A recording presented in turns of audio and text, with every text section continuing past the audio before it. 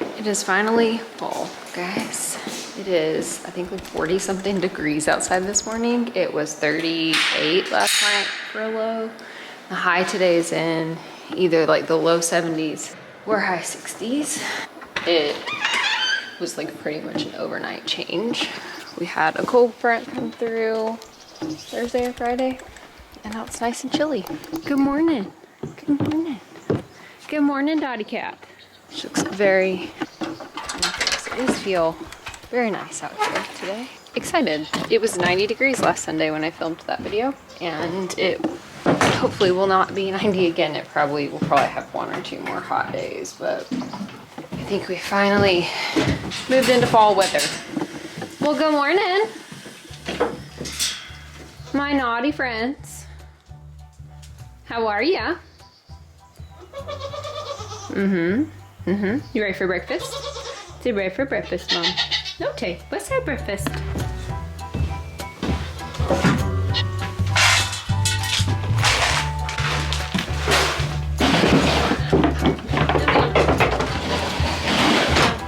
Bonnie, are you coming? Excuse me.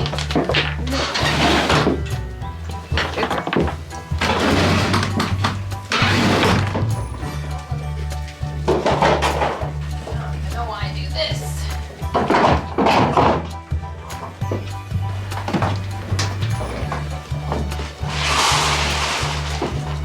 Mostly. Let's go. I'm coming. I'm coming.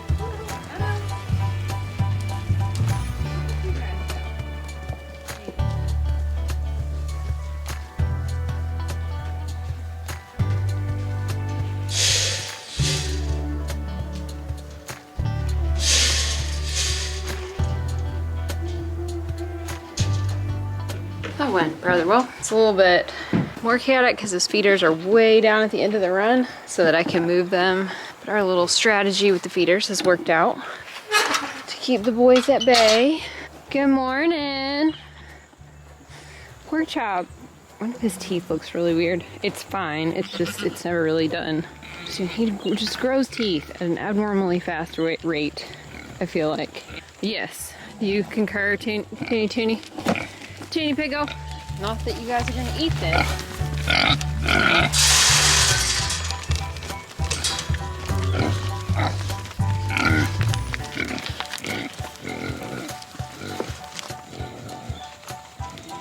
They've gotten to where they don't want to eat this. They just come down and try to eat the pig's food.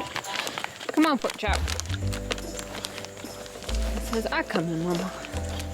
I'm coming. Oh, we gotta get out of the bowl.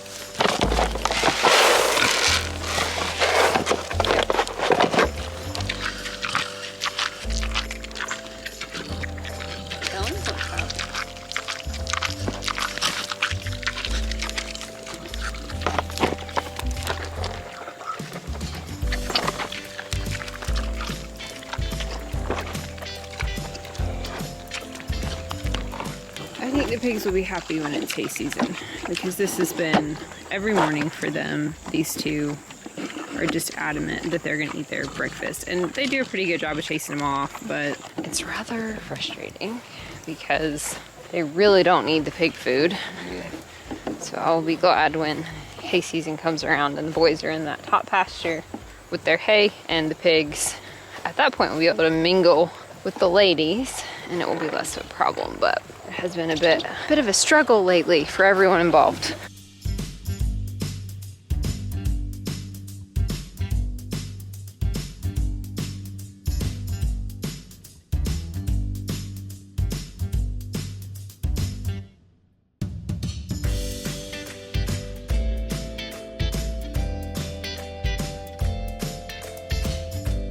This has been really effective, but it takes so much time comparative to like what I used to do. And in the mornings before work, it's wet.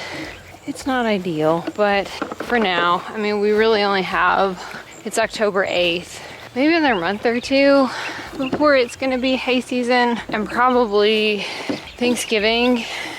I we'll probably just quit and I'll lock the boys up and start hay feeding them, because hay feeding 2 animals, the daylight will be so short, so they won't get out until 10 and they'll be back up at 4 anyway because it'll be dark. We will start adding hay for them then, because there's no grazing time. It's grazing time so limited, and not do this for into perpetuity, just because it's not as much of an issue not during rut.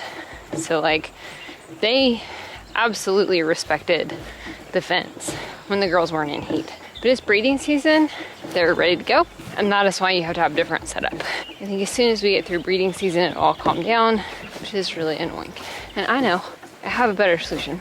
I just have to do it. It's just time. Oh God, it's a few minutes this morning.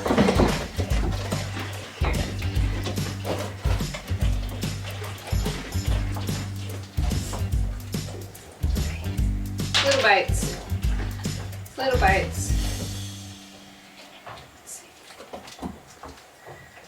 Okay, all good. Yep, I get you grab. Got them. Wow. Come on. You know, you gotta, come on, you gotta jump down. Good girl. So the last couple mornings I've just been walking back around and letting the boys out, because it's just easier than trying to crawl over all the fence all the time and risking opening it before I get those feeders up. Better solution, and I can really do this without going in as long as they're not standing on the gate. I need to mow one last time. I do think with it being 38 degrees, it's not a hard freeze, so it doesn't mean it's going to totally stop everything growing, but I do think it's going to slow down quite a bit. So I do think that we will get better. So clip this. I'm not, it's just way easier on me, so I don't have to be in there with them. During rut, I know you like it when I go in for pork chop, but during rut, honestly, they are so aggressive that I have gotten just banged up and bruised. The boys, not the pigs. The pigs are fine. This is just safer for me overall. I don't know if you guys remember last year, I thought I had broken my leg. Like I thought Bean had broken my shin. Not a thing that we're gonna test our luck with this year. Just as like some context for those of you who maybe have come with us in the last few years and weren't with us at the old property. The reason this setup kind of ebbs and flows so much is we've only lived here the goats have only been here 2.5 years. So we moved them Christmas of 2020. This Christmas will be their 3rd year to be here. It is our 3rd year to breed here. And when we originally made this setup, we custom built it. So none of this was here. There was no fencing, just a big 5-acre plot with our house. There was actually a playground right here in a really small backyard fence that we tore down, which is where that little bit of like black wrought iron fence comes in. Good morning, Bee Machine. Girls, are we ready to go out? So we designed this. The barn sits up here because pretty much past this fence line is floodplain. And 2 years ago, I think that was 2 years ago, 2021, it flooded literally all the way up to the fence. Maybe that was 2022. It wasn't, it was 2021. I don't know, maybe it was 2022. All the way up here. So like, I think the water stopped kind of somewhere in the middle, and you can see it's really, really wet, so I don't know if they're gonna come out. If you kind of look down the fence line, it gets kind of wavy. So maybe 3 T-posts from here is where the water stopped. So the barn had to be up high. All the housing had to be up high for the animals in case it flooded. And it did, and we kind of learned. Our initial process for here was just this hard fence. It didn't include the nets. So these 2 squares or 2 triangles, and the girls were gonna rotate back and forth so the gates swing in order to lock them out of this side or lock them out of this side. The boys were gonna be in that top pasture and the pigs in this pasture, and they could share, but they weren't ever gonna come down off the top of those. So during rut, I was gonna have a cushion of the pig pasture between the boys and the girls. It was not enough grass to maintain, and we moved them over here. December, we had really drought-like conditions. The first 2 summers we were here. We ended up needing this for the boys because they were just completely out of grass pretty fast. We added more and more nets Now, we don't need this for the girls. We don't even really need this. We could take some electric fence and run them directly out and give the 4 of them these 2 squares. They don't need it. This is like, we figured out like this is more than enough to maintain those 4 animals. We did have another buck named Waffles. We sold him 5 animals, just kind of pushed the threshold over there. And it gives us a little bit of a cushion in case we don't sell a male baby one year, they can go there. All of that, I was supposed to have a cushion. Like, this was never supposed to be a thing. At our other place, it was basically the same thing. Like, the girls were on this side of the property, this side of the house, and the boys were on that side of the house, and our backyard was in between them. So it was, they were never ever shared a fence, which worked so well. And it didn't matter. A lot of people worry, well, can you tell they're in heat? Yeah, they would stand at the fence and yell at each other. Most of my girls are pretty loud. Babies, are we gonna come out for the day? They don't look like they're going to. Come on.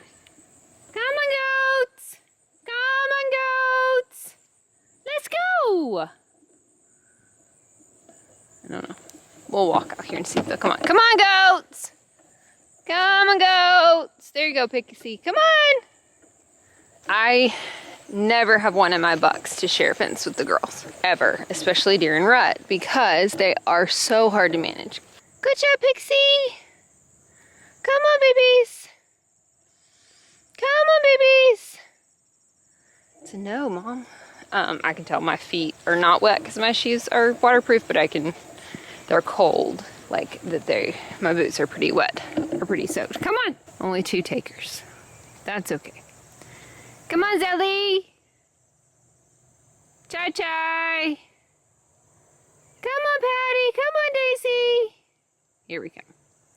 Come on, girlfriends. Come on, Daisy Goat. Come on, babies. Come on, good job, Padme. My breath is smoking, guys. This is so nice. This feels so good out here. Come on. And I have on like a sweatshirt and pants and overalls. It's fantastic. Good morning. Good morning. Come on out here.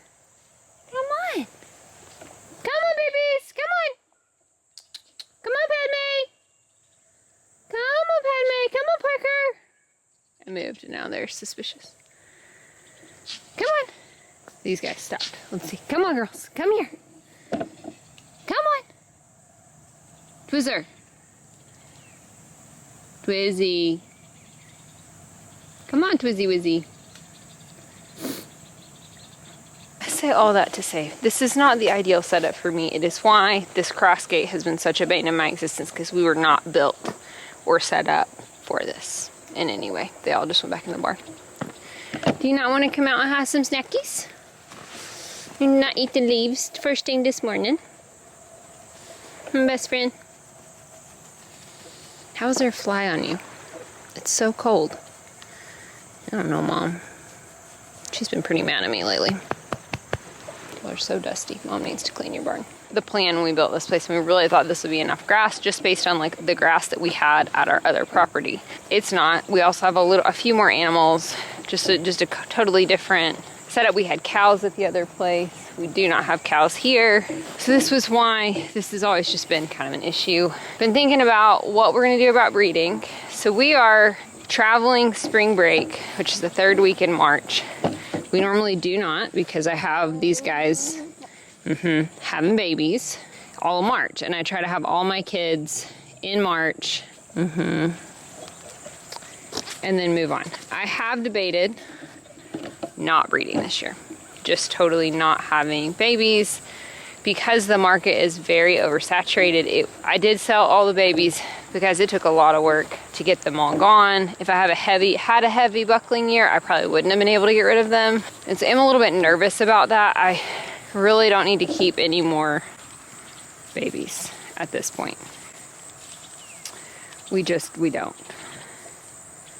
Then we're traveling. I'm gonna be out of town for a week in February. We're traveling at a conference. We're traveling, gonna be out for a week in March. We're gonna be gone for 10 days in June or more. I have a feeling there's gonna be probably something in April or May, probably something in December. So just very difficult to get everything done, and leaving people to care for these guys for a week with all the babies can just be kind of stressful. Or when they're pregnant, it's just extra work, extra goats. The little guys get under your feet. They're afraid of you. They're not afraid of me, but they're afraid of new people. It's just kind of a mess, and more and more difficult for the people who keep our farm to take care of them. I am probably going to look at trying to find some like additional people to help us, so that on these longer trips it's not so much for one person or two people. I do think we'll breed at least 3.